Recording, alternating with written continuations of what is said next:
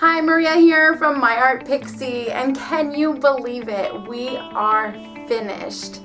I just cannot even believe it. I'm so excited though that just another year of Inktober has come to pass, and I hope that each and every one of you who started were able to finish. Today we are going to recap days 28 through 31.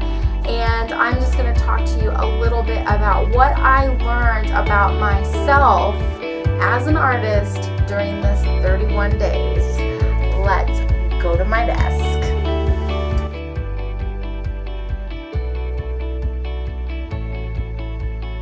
I strongly feel that Inktober can be a game changer in your art practice.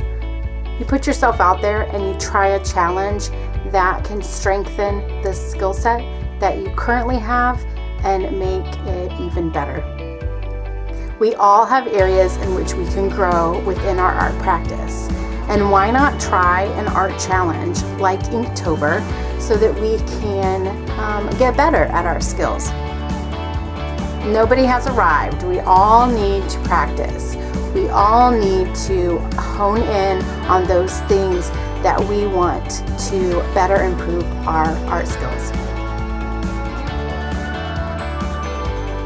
As an artist, I have learned so many things this year. I think that as an artist, we are often labeled as messy and unorganized, that we don't have everything together and that we're always scrounging to find things.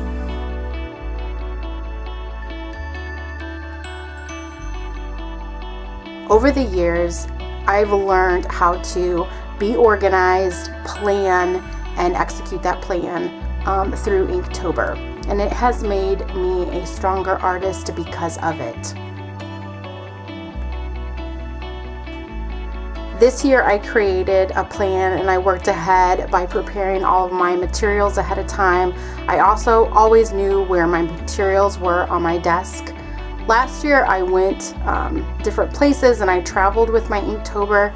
This year I did everything at my desk, and that was just a choice that I had made from the beginning, and I think it was a good one for me. I knew that I could come to my desk and I knew that everything would be there and ready for me to get started on that day's drawing.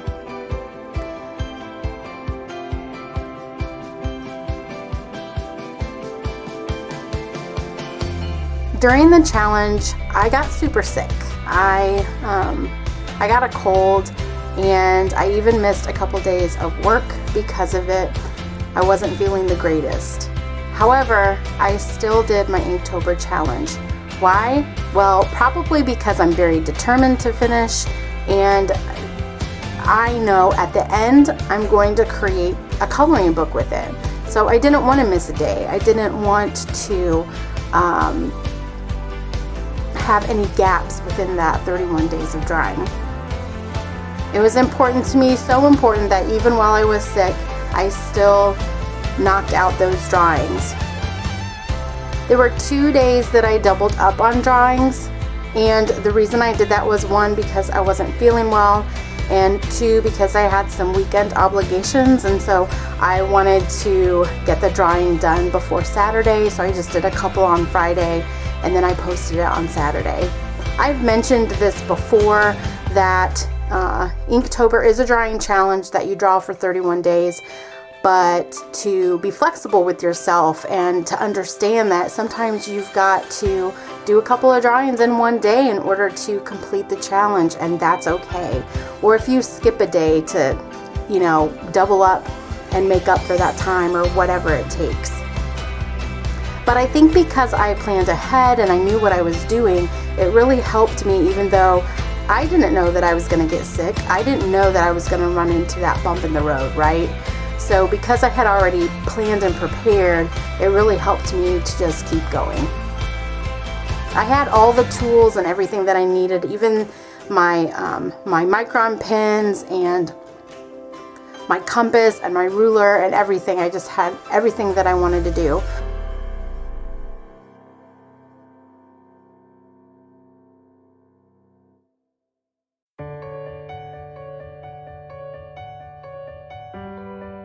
I also planned ahead and I put a few things in a pin board on Pinterest so that I already had my predetermined ideas of what I was going to do. And then I did a few pre-sketches where I actually sketched out some of the ideas ahead of time. All of those things really helped me in the long run.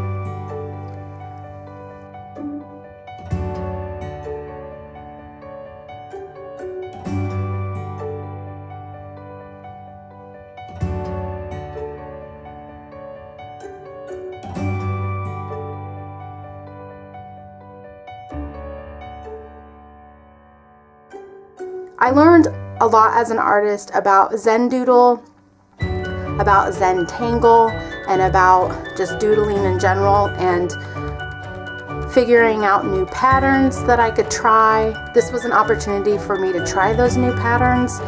It was a space that I knew that I could use this as an opportunity to learn and grow in that area of Zen Doodle.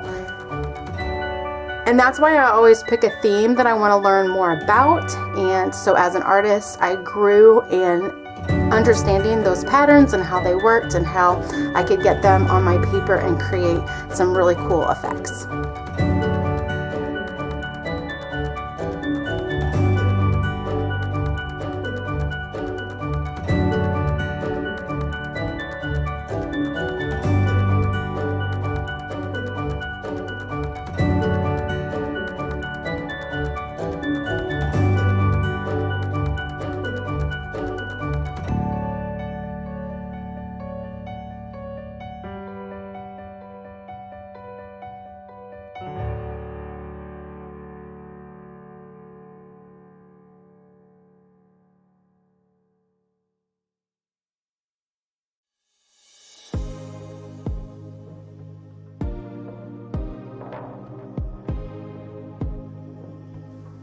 One of my most challenging days was when I had animal as a word and I changed it to bird, and I ended up doing bird twice because I had picked a bird for that animal.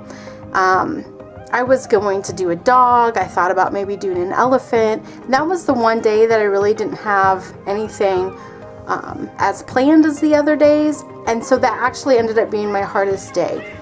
The other days when I knew I kind of had an idea of what I wanted to do, those were the easier days. So I learned as an artist that planning ahead is the way to go when it comes to my art practice.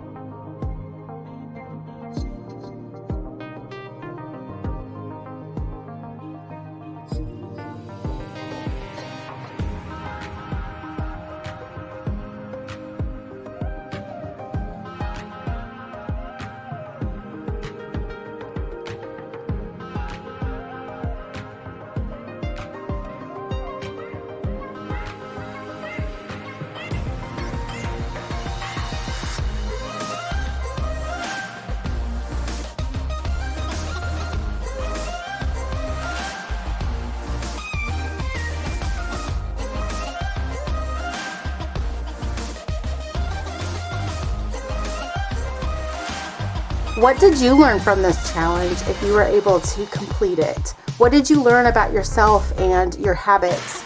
I know that as an artist, we aren't often thought of as being organized, but I'm telling you that for my art practice, being organized is the most helpful thing that I could do for myself, and I do it for me. And I do this practice for me so that I can learn and grow in whatever topic I want to do for that year. So this year was Zen Doodle, and I just knew that I really wanted to stretch myself in that area and see what I could come up with, and it was a lot of fun.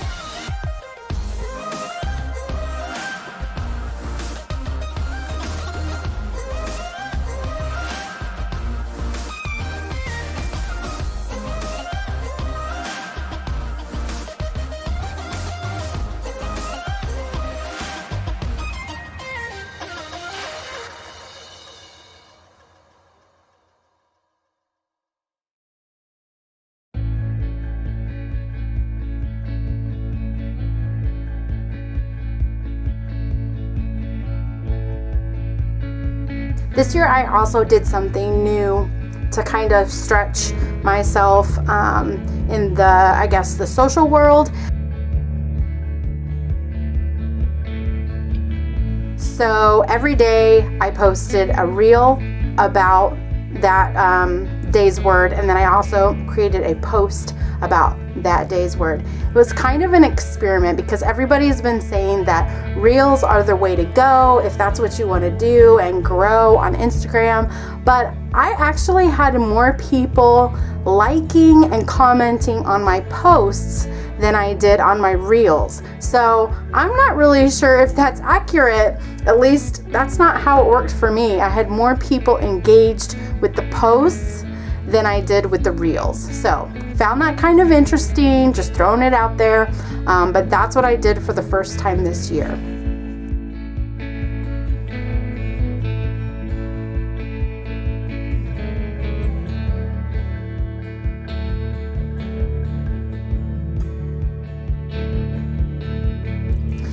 It was also super fun to always come up with the backdrops and, you know, and all the things when it came to the video and the posts themselves too. I like to get creative on Instagram when it comes to posting. I don't want to just post the drawing. I want to come up with some fun backgrounds that kind of complement the drawing itself.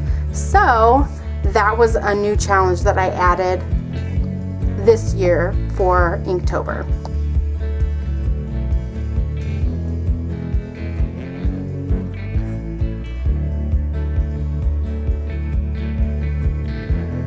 It was extra work, but I had fun in the creative process of creating the backgrounds and coming up with the concepts and the ideas for the videos, and then also for the lay flat or flat lay photography that I did with my illustrations.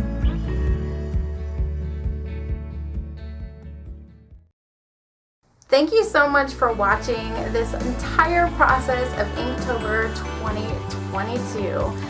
I can't believe that we finished another year. I hope that you enjoyed it. Let me know in the comments below if you were able to finish all of your illustrations.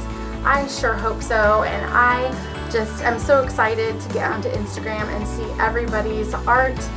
And I really hope that it was an opportunity for you to grow as an artist and to really work hard on your art practice, and that you were able to accomplish the goals that you set out to accomplish. Nobody else, just you. I'm really looking forward to having my 5th coloring book in my collection, and if you want to know more about that, I will link my video from last year to kind of tell you about the process and how I work that all out. Until next time, bye! We're done, we're done, we're done, we're done. We are done.